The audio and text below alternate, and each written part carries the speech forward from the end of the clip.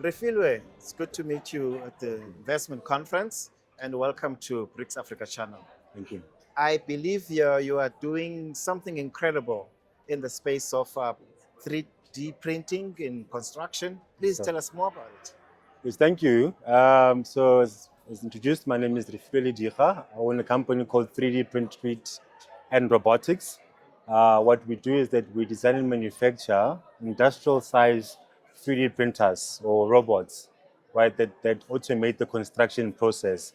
So for example, the robots we build houses and so forth. So we are a construction automation company essentially. I like the idea that such technology is used to finally solve our problems. Yes, Because most of the time when we have such technologies always solving other people's problems. So 100%. you are in solving the backlog of municipality housing. And how are the governments, provincial governments taking it? So thank you. And the backlog, just to emphasize, is more than a million houses that still need to be built, to be up to date. But then we've got good support from national government, especially science and innovation and human settlements, right? Of course, they've got strict requirements from a regulatory point of view, since it's an emerging technology. But then we're making strides, and we're getting there. We're getting there.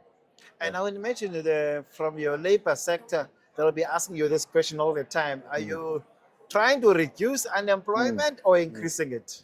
Thanks for bringing up that question because we did a study in partnership with the University of Johannesburg. Yeah. And in the study, we found out that using this technology increases the time, so it reduces the time it takes to build these houses, but there's no net loss of jobs, Okay. right? Which is important to us and important to this country. So yes, there's no issue with regards to losing jobs, at least on the construction side.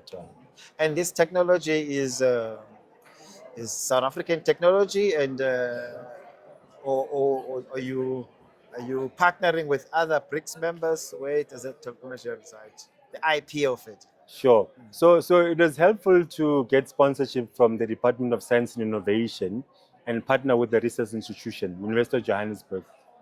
When we started this initiative, we got the funding, but bought something from overseas just to benchmark. Yeah. But now we've got our fully fledged system that we locally manufacture, and the IP sits with us, even the IP from the materials point of view and all of that. So it's a completely localized system and invention at this stage. Talking about materials, we suffer the most effects of climate change. Yeah. What are you using, and how can you guarantee that this technology will be at least on par with building methods that are climate resistant?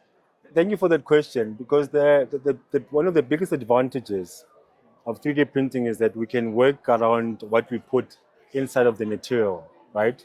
So a big part of it is that we use what we call fly ash, basically a byproduct of what you get from power stations.